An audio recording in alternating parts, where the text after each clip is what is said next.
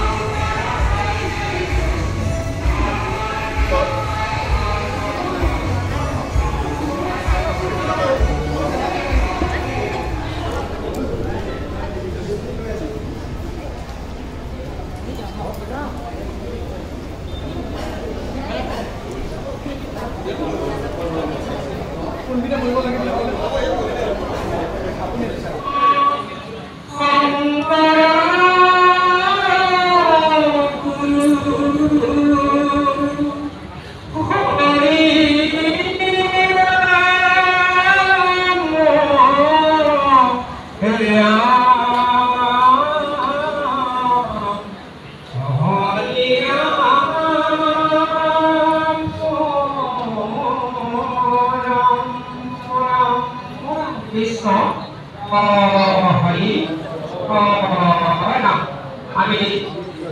ইতিমধ্যে প্ৰথম কাৰ্যসূচী সমাপ্ত কৰিছোঁ। দ্বিতীয় কাৰ্যসূচী আমাৰ বাৰ্তালাপ সম্পূৰ্ণ কৰাৰ কাৰণে আমি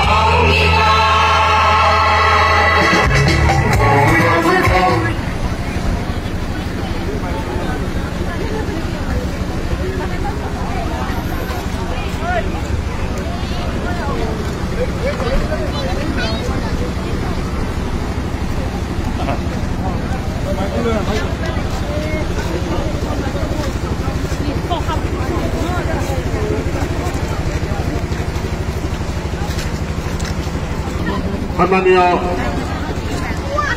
হেডফোন চেণ্টাৰ বাকী ৰাইট ইতিমধ্যে আমাৰ সাংসদ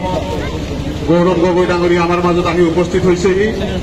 গতিকে সকলো ৰাইজক আমি আগবাঢ়ি আহিবৰ কাৰণে আহ্বান জনাইছোঁ।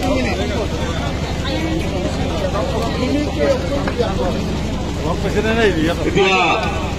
সম্বৰ্ধনা আছে বৰধাৰণী মণ্ডলৰ ইনচাৰ্জ কাৰ্তিক বিৰুদ্ধে আমি এটা মুকলি মঞ্চ বিচাৰোঁ, এটা মুকলি অসম বিচাৰোঁ, য'ত আমি সকলোৱে নিজৰ কথাবোৰ ক'ব পাৰোঁ। এনেকুৱা এটা চৰকাৰ বিচাৰোঁ যি চৰকাৰে ধনী মানুহৰ বাবে নহয়, যি চৰকাৰে গাঁৱৰ মানুহৰ ওপৰত আনিব সকলোৱে কৈছে আমি এবাৰ গৌৰৱ গগৈক ওচৰৰ পৰা চাব বিচাৰো অসমৰ গৌৰৱ গগৈ ডাঙৰীয়াই আমাৰ অসমক প্ৰতিনিধিত্ব কৰাৰ উপৰিও এইটো ভাৰতবৰ্ষৰ তেওঁৰ নেতা ৰাহুল গান্ধী ডাঙৰীয়াৰ দলপতি আৰু গৌৰৱ গগৈ ডাঙৰীয়া উপদলপতি ভাৰতবৰ্ষৰ নেতা এজনক আমি আজি বিহালী সমষ্টিত আমাৰ ৰাইজে তেখেতৰ লগত কাম কৰিবলৈ সুবিধা পাইছো ময়ো বৰ বেছি দিন হোৱা নাই আমি পাৰ্লিয়ামেণ্ট ইলেকশ্যনৰ সময়ৰ পৰা গৌৰৱ গগৈ ডাঙৰীয়াক আমি ওচৰৰ পৰা কাম কৰিবলৈ সুবিধা পাইছো আমি যোৰহাট লোকসভা সমষ্টিত মই চৰাইদেউ জিলাৰ সভাপতি হিচাপে লোকসভা নিৰ্বাচনত তেখেতক ওচৰৰ পৰা কাম কৰিবলৈ পালো আগত মই জনা নাছিলো কিন্তু কাম কৰি গৈ থাকোঁতে দেখিলো যে গৌৰৱ গগৈ ডাঙৰীয়াই কোনো ডাঙৰ নেতাৰ লগত কাম নকৰে আমাৰ একেবাৰে তৃণমূল পৰ্যায়ৰ কৰ্মীসকলক ডাইৰেক্টলি কথা পাতি কাম কৰাৰ ইচ্ছা প্ৰকাশ কৰে গতিকে মই তেখেতক সেই দেখি আমি আচৰিত আৰু আমি কোনো দিন এনেকুৱা এজন MP পোৱা নাছিলো যিজন MP বুথ কমিটিৰ সভাপতিক গুৰুত্ব দিয়ে বুথ কমিটিৰ সভাপতিৰ যোগেদি মণ্ডল কমিটিৰ সভাপতিৰ যোগেদি MP ফাণ্ডৰ উন্নয়নৰ বিধায়ক প্ৰণৱ বুঢ়াগোহাঁই ডাঙৰীয়া জিলা কংগ্ৰেছ সভাপতি দিলীপ বৰুৱা ডাঙৰীয়া যোৱা লোকসভা নিৰ্বাচনত আমাৰ দলীয় প্ৰাৰ্থী প্ৰেমলাল গঞ্জু ডাঙৰীয়া উপস্থিত থকা শোণিতপুৰ জিলাৰ সভাপতি দাদুল বৰকটকী ডাঙৰীয়া মীনা তেলী বাইদেউ ইয়াত উপস্থিত থকা সম্পাদক উদিত ভানু দাস ডাঙৰীয়া কাৰ্তিক কৰ্মী ডাঙৰীয়া সঞ্জু বৰুৱা ডাঙৰীয়া চৰাইদেউ জিলা কংগ্ৰেছৰ সভাপতি উৎপল গগৈ ডাঙৰীয়া শুভমিত্ৰ গগৈ প্ৰদেশ কংগ্ৰেছৰ সম্পাদক অনুসূচিত জাতিৰ সভানেত্ৰী কৃষ্ণা দাস ডাঙৰীয়ানী মেঘনাথ চেত্ৰী ডাঙৰীয়া উপস্থিত থকা বীৰেন্দ্ৰ দহাল আৰু ইয়াত উপস্থিত থকা আমাৰ দলৰ সতীৰ্থসকল মনোজ গৌতমকে প্ৰমুখে কৰি বিষ্ণু কমল পায়ং গোবিন্দ ভূঞা আৰু ইয়াত উপস্থিত থকা আমাৰ অনন্য দলৰ সংগঠনৰ পৰা অহা আমাৰ ৰাজনৈতিক কৰ্মীসকল আৰু ইয়াত উপস্থিত থকা শ্ৰদ্ধা ৰাইজ আজি আপোনালোকে